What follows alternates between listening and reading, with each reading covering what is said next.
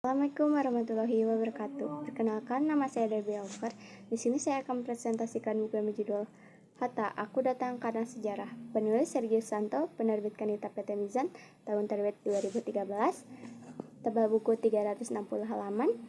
Alasan saya memilih buku ini adalah karena tokoh utamanya merupakan Bung Hatta.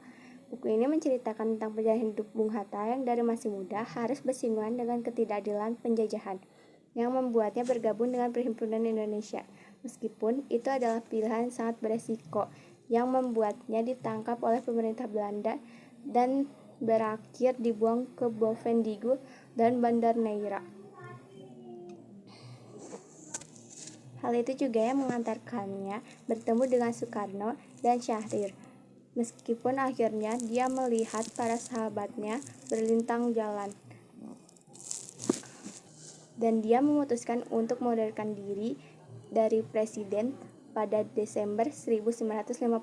Hikmah yang saya dapat dari buku ini adalah, kau harus tahu setiap keputusan yang kau pilih ada resikonya tersendiri.